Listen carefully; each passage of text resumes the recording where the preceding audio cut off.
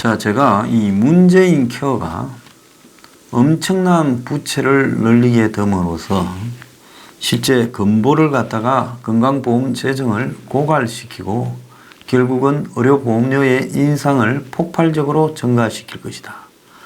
자, 지금까지 비싸서 못하던 MRI 등을 하게 했을 때 그게 지금 숫자만큼 하는 게 아니라 가격이 싸지면 엄청난 숫자로 하게 될 거다. 그러면 한마디로 생각한 것보다 훨씬 많은 재정 지출이 발생할 것이다. 그렇게 이야기를 했습니다. 근데 많은 사람들은 문재인 케어가 우선 먹기에 꽃감이 달다고 그야말로 조삼모사 형태로 문재인 케어를 환영했지요. 자, 문재인 케어의 역습, 건보 부채 비율이 올해 74%에서 2023년 얼마 안 남았습니다. 4년 뒤에 133%가 된다는 겁니다. 급격한 고령화에다가 고령화가 되면 어떻게 됩니까? 의료 비용의 분담이 노인 한 명이 젊은 사람보다 너댓 배 더 많이 병원에 가지요. 그리고 건보 보장성은 확대되었습니다. 그래서 의료공단의 자산이 지금 매년 줄어들고 있어요. 자, 그런데 국고 지원이 없으면 문재인 케어가 지속될 가능성이 없다라고 지금 의료보험공단에서 이야기를 하고 있습니다. 자, 그래서 결국은 지속되지 않는 일을 무리하게 지금 보장성을 확대해 줘서 이제 뭐도 의료보험이 되고 뭐도 의료보험이 되고 인실도 의료보험이 된다고 큰소리 치지 않았습니까? 자, 그 결과가 지금 의료보험 재정이 거의 바닥이 나버리게 된다. 자, 이 부분하고 관련해서 또 다른 이야기도 나오고 있습니다. 지금 공공기관 부채가 4년 뒤에 600조가 될 거다. 작년에요. 2018년에 500조가 안 됐던 공공기관 부채가 2023년에는 600조가 된다는 겁니다. 세계 최고의 빠른 속도로 고령화가 진행되는 가운데 공공기관이 빚더미에 올라앉을 경우에는 결국 국민이 지금 책임져야 될 부분이 커지는 거죠. 정부가 중점 관리하는 39개 공공기관 부채가 1년 사이에 20조가 늘었다는 거예요. 한전건강보험공단 등 39개 공공기관 부채가 올해는 498조 9천억, 지난해보다 20조 늘었다는 겁니다. 그러면 이 기간이 내년에는 얼마냐? 511조가 넘어가고요. 자, 500조를 돌파합니다. 4년 뒤에는 586조 3천억으로 600조에 육박하게 될 거다. 이렇게 지금 이야기가 나오는데요. 건강보험공단이 4년 뒤에 그 자체만 해도 부채가 16조 7천억까지 올라갈 거다. 그래서 부채 비율이 133%까지 늘어날 거다. 한국전력도 올해 연료비가 올라가서 부채가 12조 3천억 늘어날 걸로 지금 이야기가 나오고 있습니다. 자, 이거는 뭐 때문에 그럽니까? 원전 닫고 지금 뭐 LNG 가스 쓰고 하면서 발생한 문제죠. 자, 그런데 2067년에 고령 인구가 65세 이상이 47%, 일하는 한 명이 노인 한 명을 부양해야 된다는데 그러면 두 명이 있으면 한 명이 65세 이상이야. 2045년에는 세상에서 가장 늙은 국가가 된다는 겁니다. 2067년에 한국의 인구는 지금보다 1300만이 줄어서 3900만 명이 될 거다. 지금 이런 이야기까지도 나오고 있습니다. 이 세계 인구가 2019년에 이제 77억 1000만 명인데 20년 사이에 지금 1.3배가 증가했다는 겁니다. 자, 2067년에는 세계 인구가 103억 8천만 명이 될 거다. 그러니까 다른 나라는 다 늘어나요. 그런데 한국은 3,900만 명이 되고 그 중에 절반이 65세 이상이면 이게 나라입니까? 전체가 양로원이죠. 자, 그래서 2040년에 33.9. 자라면 이제 제가 살아 있을 때 국민 3명 중에 1명이 65세 이상이 되고 45년에는 37, 2067년에는 46.5까지 오르고 이렇게 된다는 겁니다. 그래서 고령 인구 비율 2위인 대만이나 일본을 훨씬 더 뛰어넘는 수준이고요. 한국의 고령화 속도가 세계 평균보다 3배가 높다라고 이야기가 나오고 있습니다. 자, 그래서 젊은 사람 한 사람이 노인 1명을 부양한다. 이게 나라가 운영이 되겠습니까? 그렇게 되면 생산 투자도 감소하지요. 왜?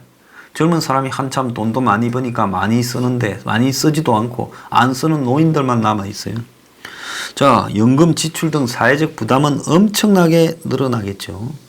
그래서 지금 외국인 노동자 받아들이라 이러는데 제스포 15조에서는 그것 엄격하게 통제해야 된다 말하고 있죠. 그렇게 할 게 아니라 한국 사회의 정체성을 지켜가면서 애들을 놓도록 해야지. 언제까지 외국 사람 자꾸 받아들이면 나중에는요. 한국이 어떻게 되겠어요? 외국 사람들은 와서 애들을 많이 낳아요. 자기 나라보다 낫고 복지제도도 있으니까. 그런데 한국 사람들은 애들도 안 낳아요. 그럼 이 나라가 이제 한 100년쯤 지나면 동남아시아가 되겠죠. 이게 정상이라고 생각합니까? 그러니까 주택 문제라든지 이런 문제에서 국가가 이 노력을 해서 애들을 낳도록 유도해야지 이걸 갖다가 마치 무슨 이민으로 해결하겠다. 저는 절대적으로 반대하고 있습니다. 한국의 고령화요. 이거 출산 문제로 해결하는 것 말고 달리 해결할 방법 없습니다. 이 문제에 지금 전 국민이 관심을 가지고 집중해야 되는데요. 그거는 국가적 주거 공급이 가장 필요한 문제다. 누가 결혼해서 애 낳기 싫어하겠습니까? 근데 형편이 안 되니까 안 하는 거죠. 고령화 속에서 아까도 제가 잠깐 이야기했지만은 공공기관 부채가 아니라 지금 국가 부채가 좀 문제가 심각해지고 있다. 그래서 저출산 고령화로 들어오는 돈은 없고 국민연금 고갈 전망은 앞당겨지고 있고 지금 곳곳에 청년수당준이 농민수당준이 야단인 겁니다. 그래서 지금 광역지자체와 기초지자체가 농민수당을 어떻게 지금 나누어서 할 거냐고 서로 싸우고 있습니다. 그래서 공무원은 정원을 하고 그리고 공기업 수익은 악화되고 지금 건보공단이나 한전 등이 보여주고 있잖아요. 자, 이런 식으로 방치하게 되면 미래 세대가 거의 수습이 불가능할 건데 공공기관 개혁을 갖다가 해야지요. 이걸 안 하고 가서 되겠습니까? 공공기관 개혁뿐만 아니라 지금 정부 지출에 대해서도 과감하게 개혁을 해야지요. 지금 농민수당 부분이 전국적으로 퍼져나가고 있습니다. 연 100만 원이 적절하다고 이렇게 하며 자, 농사를 짓는다고 하는 직업에 대해 아예 100만 원씩을 이렇게 지불해라 이렇게 하고 있습니다. 자, 그런데 이 부분과 관련해서 저도 한때 농업계에 종사했던 사람으로서요. 지금 이 농업에 대한 여러 가지 형태의 지원이 있습니다. 즉 직불제라는 부분도 있고요. 다른 형태의 농업에 대한 융자나 지원 등이 많습니다. 그런데 이제 그거하고 관계없이 농민이라는 이유로 100만 원씩을 지불해라는 말도 또 있습니다. 자, 저는 이걸 갖다가 도입을 찬성한다, 반대한다는 부분을 떠나서 농민이라는 부분을 가지고 이런 수당을 받겠다면 기본적으로 농업 가치를 보호해야 될 필요성에 대한 국민적 동의를 받아내는 것이 중요하지요. 그게 아니라 지자체 차원에서의 압박이나 이런 것들로 그야말로 조직 이기주의로 받아내서는 안 된다는 겁니다. 지금 우리 사회에 과도한 복지가 넘쳐나고 있는데 농민이라는 직업에 대해 이런 수당을 지불한다는 것은 농업의 다원적 공익적 가치에 대한 국민적 합의를 갖다가 도출해내야 될 필요성이 있다. 그래서 이런 부분들을 어떻게 전국적인 국민들에게 설득해낼 것인가. 이런 부분에 대한 고민도 필요하다는 겁니다. 그게 아니라요. 그냥 모여서 집회하고 그냥 떼서서 가서는 안 된다. 그렇게 대했을 때는 나중에는 이제 노동자들이 또 수당 달라 할 수도 있고요. 이제 실업자 수당도 또 완전히 보편화하라고 요구할 가능성도 있습니다. 그래서 이런 부분들은 전체 국가적 이익과 맞물려서 설득을 통해서 진행돼야 된다라는 부분입니다. 뉴스가 리얼미터에 의뢰해서 여야 대선 주자 조사를 하니까 이낙연이가 25.1, 황교안이가 19.5였다는 겁니다. 지난번에 조사했을 때보다 0.2% 차이가 더 커졌습니다. 좌파들 합계와 우파들 합계 부분의 차이가 좀 많이 컸는데 이전보다는 차이가 조금 줄어들었다고 합니다. 뭐 이런 국면에서 그건 지극히 당연한 거죠. 자, 어차피 이낙연은 대선 후보가 되지도 않을 건데 저런 식으로 지금 지지율이 유지되고 있고 황교안이 그 이낙연도 못 따라가고 있다는 건 이해가 안 됩니다. 자, 내일 신문이 어제 정례 여론조사를 해서 조국에 대해 찬반을 물었습니다. 반대가 55.6, 찬성이 32.8입니다. 자, 30% 이상의 조국 임명을 하라도 나왔지만은 리얼미터 조사나 이런 것보다는 훨씬 현실적인 크기라고 보고 있습니다. 그래서 지금 좌파 진영의 총합계 문재인 실질적인 지지율과 비슷한 규모로 조국 찬성이 나오고 있다. 그래서 조국을 임명하는데 찬성하는 것은 3분의 1이 조금 안 되는 30% 초반대, 이것이 좌파 진영이 뭉쳐서 조국을 똘똘 지지할 수 있는 한계라고 봅니다. 그러면 보수가 30%라면 한 중간에 40% 정도가 좌우도 아닌 중도가 지금 조국을 비판적인 관점으로 바라보고 있다. 이렇게 봐야 될 거고요. 조국 문제에서 가장 문제가 심각한 이슈가 뭐냐니까 딸 논문과 장학금 수령이 45.7, 그리고 사모펀드가 11.9, 그리고 동생 부부 위장 이혼과 채무 변제 회피가 5.5 이렇게 나오고요. 조국이 법무장관이 되면 법무검찰 개혁을 잘 해내겠냐 하니 잘 못할 거다가 46, 잘 할 거다가 42라고 나온다는 겁니다.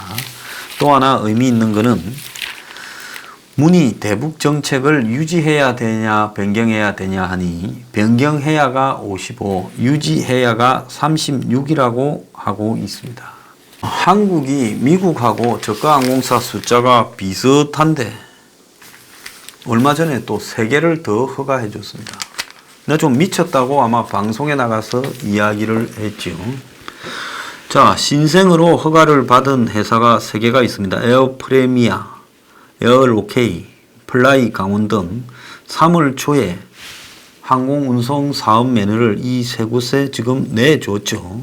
자, 그런데 문제는 뭔가 하면 지금 세계적으로 불경기에다가 중국, 미국의 무역 분쟁, 그리고 일본하고의 분쟁 등이 겹치고 있으면서 지금 기존의 저가 항공사들이 지금 출혈 경쟁으로 겨우 버티고 있다고 합니다. 자, 2분기에 엄청나게 실적이 안 좋았는데 3분기는 더 암울하다는 겁니다. 주로 저가 항공들이 국제선을 먼데 가게 되면 비행기 몇 대 안 되니까 제한되니까 짧은 국제선을 뛰는 것이 저가 항공에는 제일 좋다 하죠. 그래서 일본 노선이 저가 항공의 지금 최고의 짭짤한 데였는데 예매 좌석이 4분의 1 토막이 나버려가 비행 취소를 하는 일이 잦고요. 자, 기존의 이 저가 항공 시장의 구조 조정의 위기가 닥쳤다고 합니다. 이럴 줄을 모르고 3월 달에 3개를 더 내줘요. 이제 소송 당하게 생겼어요.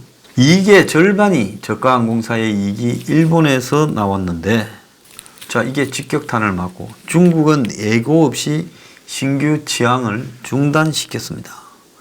동남아 노선을 급하게 늘렸지만 동남아는 시간이 한 6, 7시간씩 걸리고 그러니까 수익성이 일본보다는 훨씬 떨어지죠. 그러니까 대체 작용으로 별 효과가 없습니다. 자, 거기에다가 지금 원화도 하락도 겹쳤고 비행기는 이게 기름값이 중요하잖아요. 그래서 원화가 하락이 되면 굉장히 그 기름값이 많이 들어가는 그런 부분이 발생을 합니다.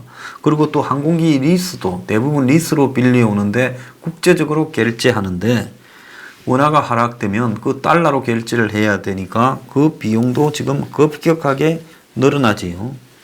그래서 제주항공이 기존 20개 일본 노선에서 9개로 줄이고 진에어가 지금 일본 노선을 다 줄이려고 하고 그래서 항공사들 대부분이 일본 노선들을 거의 다 줄이거나 지금 없애려고 하고 있다는 겁니다. 일본 가는 비행기가 승객의 반도 못 채우고 간다는 겁니다.